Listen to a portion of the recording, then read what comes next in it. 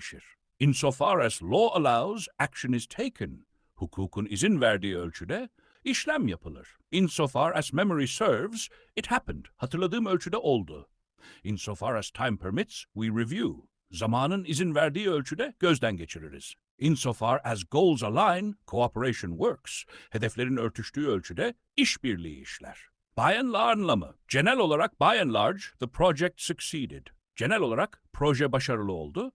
By and large, opinions are positive. Genel olarak görüşler olumlu. By and large, the system functions well. Genel olarak sistem iyi çalışır. By and large, results met expectations. Genel olarak sonuçlar beklentileri karşıladı. By and large, students adapted quickly. Genel olarak öğrenciler çabuk uyum sağladı. By and large, costs remained stable. Genel olarak maliyetler sabit kaldı. By and large, the response was strong. Genel olarak tepki güçlüydü. By and large, performance improved. Genel olarak performans arttı. By and large, changes were accepted. Genel olarak değişiklikler kabul edildi. By and large, goals were achieved. Genel olarak hedeflere ulaşıldı. At the expense of anlamı pahasına, growth came at the expense of nature. Büyüme doğa pahasına geldi. Speed increased at the expense of accuracy. Hız doğruluk pahasına arttı. Success arrived at the expense of health. Başarı sağlık pahasına geldi. Profit rose at the expense of workers. Kar çalışanlar pahasına arttı. Security improved at the expense of privacy. Güvenlik mahremiyet pahasına iyileşti. Efficiency grew at the expense of quality.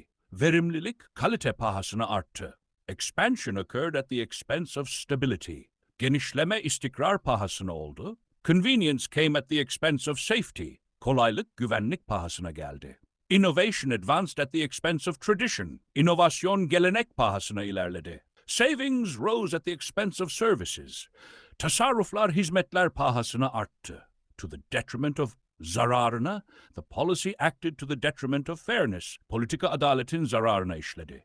Cuts occurred to the detriment of quality. Kesintiler kalitenin zararına oldu.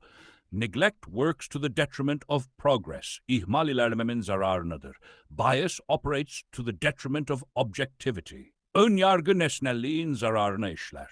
Delays went to the detriment of trust. Gecikmeler güvenin zararına oldu. The change fell to the detriment of safety. Değişiklik güvenliğin zararına düştü. Decisions were made to the detriment of youth.